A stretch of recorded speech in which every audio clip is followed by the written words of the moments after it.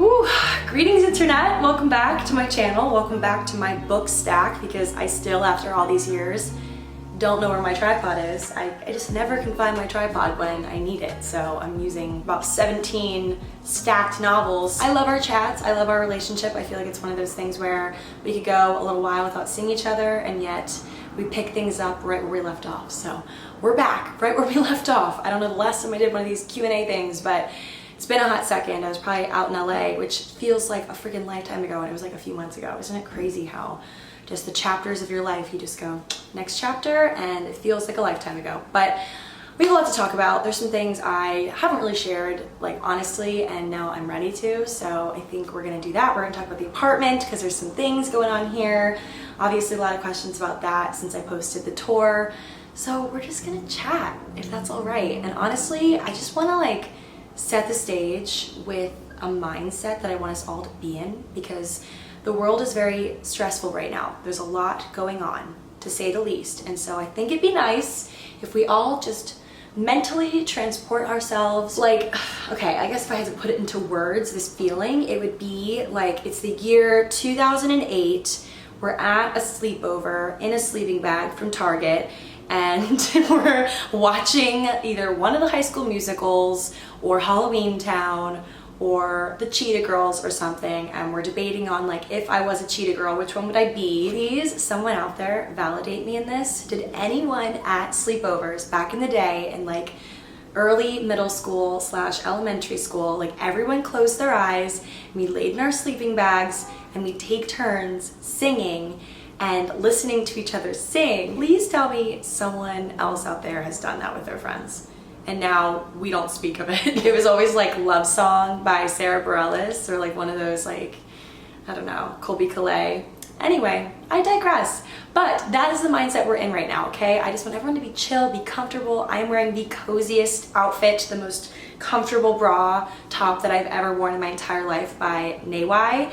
NEIWAI is actually the sponsor of this video, because NEIWAI believes in comfort, and that is exactly the mindset we're in right now, okay? We are in peak comfort of 2009, like not a care in the world. TikTok isn't an app, it's a song by Kesha that I think was out in 2009. But anyway, I'm feeling very cozy right now, and I have to say, if you guys are one of those people like me that despises wearing anything with underwire or anything that just makes you feel like you can't wait to rip it off, you would love this. And I love NEIWAI's Barely Zero tops so much that I have them in 3 colors, these 3, and I wear them constantly. It's actually embarrassing how often I wear these, because I'm telling you, butter, okay? NEIWAI literally translates to inside and out. So they understand that comfort comes from within and what you put on the outside as well. I'll have NEIWAI's Barely Zero line linked below. You guys are gonna love these pieces. I got quite a few questions. A lot of them have to do with the apartment. A lot of them have to do with LA versus New York. And I'm gonna be super transparent and just tell you guys the straight up truth about everything.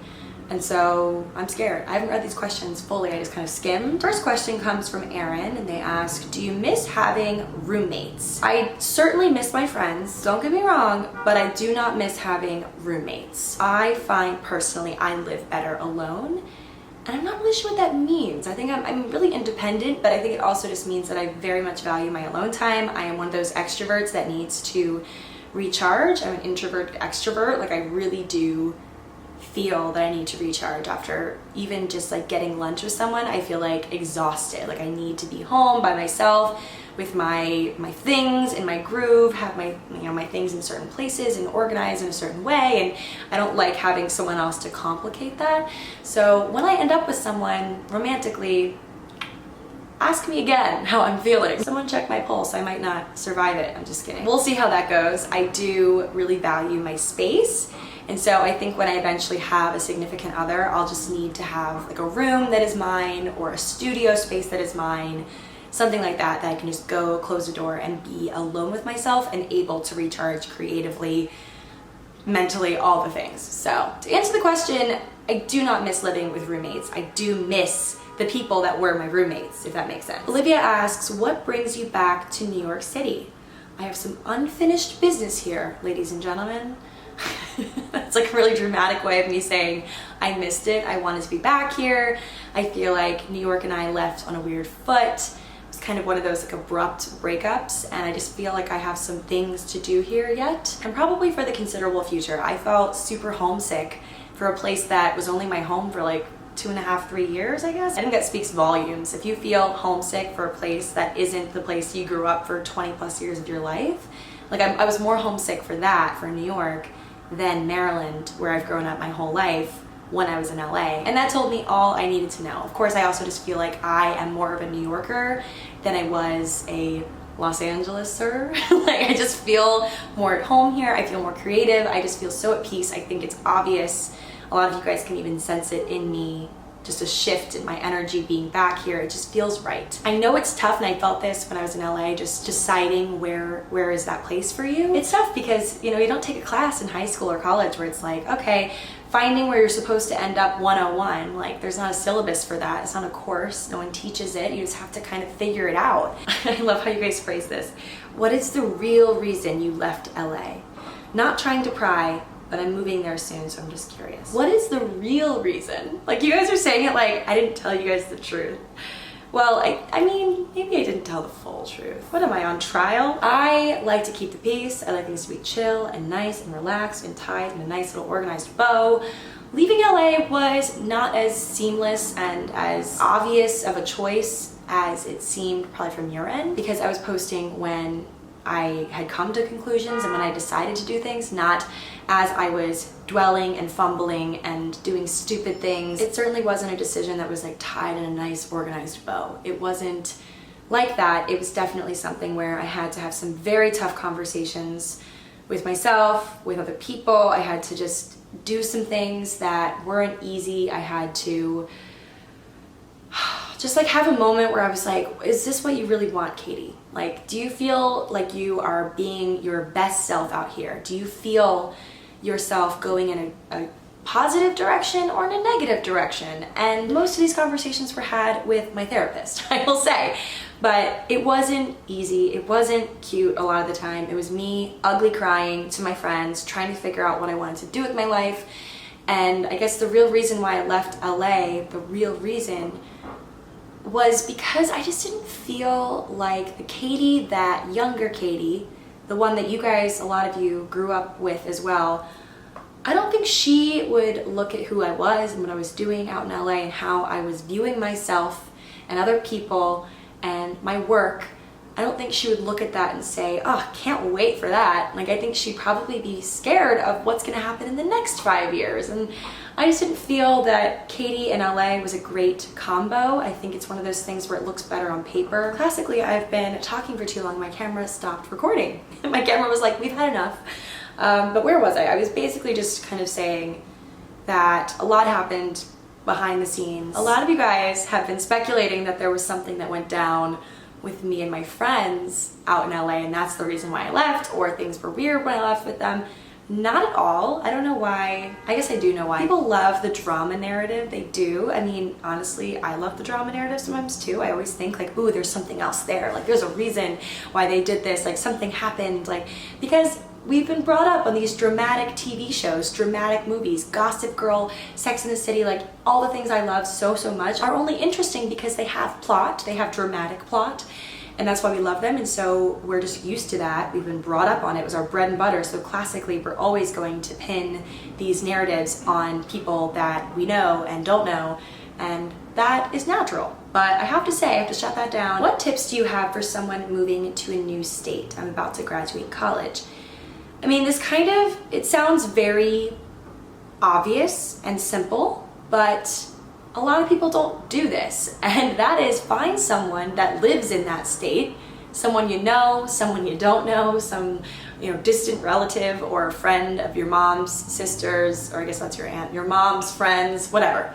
Find someone that lives where you're going to live and ask them questions. Ask them if they enjoy living where they live. Ask them how long they've lived there. Ask them what they wish they would have known if they were moving to said place now. Ask people questions that live in the place that you want to live in, because they will give you insider information that is very valuable. I mean, before moving here to New York, I was so clueless with so many things. I would have saved so much time getting on the wrong subway train, on the wrong subway line, ending up in the middle of Brooklyn if I would have just asked a few more questions. What is your favorite thing about romanticizing life?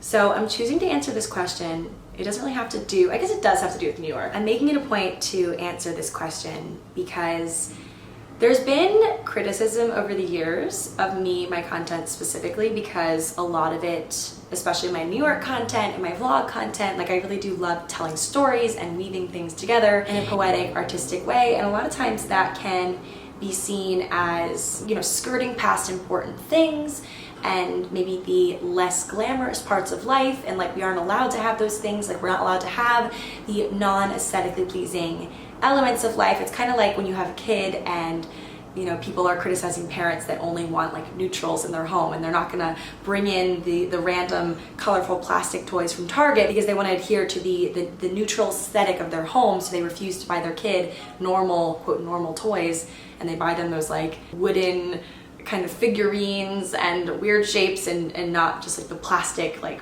Barbie dolls and things we were used to playing with when we were young. And I feel that way in terms of like romanticizing my life. I feel like a lot of people think that when you romanticize your life, you're missing the full picture of what's actually there. You of course are entitled to your own opinion, but I have my foot on the gas pedal. I am driving this car. This is my story and my life, and so I can live it in the way that I want to. And I know that I have a good view of how things really are, and I just choose to romanticize my life and my choices and my future because I have a little thing called hope, okay? I have this hope inside of me and it grows like a freaking weed, and I am listening to that hope that is building, and I get excited for things because if you're not going to get excited for your life, if you're not going to romanticize your life, if you're not going to look into the future with a sparkling little glint in your eye, then who is going to? Who's going to if you're not going to? I think a lot of us spend our lives trying to prove to people that we're good people, that we have a good head on our shoulders and we are aware of what's going on in the world and we are all these things and we're a good person. We try so hard to prove to other people that we are good instead of just being good, and it looks different for every single person. It's not a one size fits all. Something that is good for me and my growth might not be good for you and your growth. And the way I share my life with the internet and with the world and with my friends and my family on just in various ways, the way that I showcase myself might not be good for you, might not be right for you and your life. And that's just the way the cookie crumbles. We're not all the same, because if we were, it would be boring. Truly would be, and there'd be no fun, exciting dips and turns in the plot. And of course you can still romanticize your life and things might go to crap anyway. I genuinely think that romanticizing your life and just looking at your life like it can be a movie, I think it could be the best thing that you give yourself. Just the permission to dream, the permission to look outside of where you are right now. Of course, being present when you need to be, but also dreaming, imagining what if. It's a gift, I think. So those are my 2 cents. I was like maybe more like 10 cents, honestly. I just gave a whole spiel, but my favorite thing about romanticizing life, to answer the question, is that, I don't know, I mean, you hold the pens, you have the power. Wait, what's that song? It's like, the rest is still unwritten. Oh gosh. Natasha Bedingfield is somewhere out there with her ears burning because I'm talking about her and her song, but truly, unwritten, okay? I'm just gonna reiterate, I think if you don't romanticize your life, if you don't live your life in a way that is magical and bright and exploding with color, then who is going to? No one's gonna do it for you. It's something you have to do for yourself. And just do what makes you freaking happy, because everyone's gonna have an opinion. You might as well just live in the way that you want to and that makes you feel fulfilled and happy and full of growth. Someone asks, is it weird not having a separate bedroom? Well, in this unit, I do feel like there's kind of a separation because we have like a partial wall. I don't find it weird that the living area is over there. I mean, New York, it's a small apartment anyway, so I kind of like being able to see everything. I feel safer that way too, because I know there's nothing like lurking around anywhere. And I genuinely, I love the studio life. I'm very comfortable in a studio. Someone asked, will Piper come and visit you?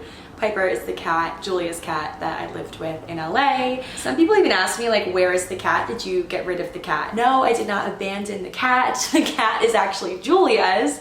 Many of you guys know this, but I think it was just unclear because I was posting her a lot because I genuinely loved her so much. But I've had a hard time connecting with other cats in the way that I connected with her. It's very strange. I'm not typically a cat person.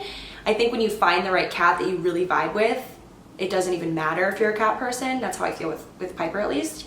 Piper will maybe come visit me. I don't know the feasibility of that. Maybe if Julia moves back to the city at some point, but I miss her very much. I'll probably visit her more often than she'll visit me. Okay, I think that's it for this video, guys. I think I need another coffee. I'm falling asleep at the wheel here.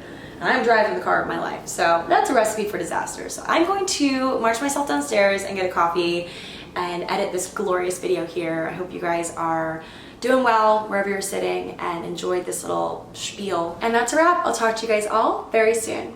Bye.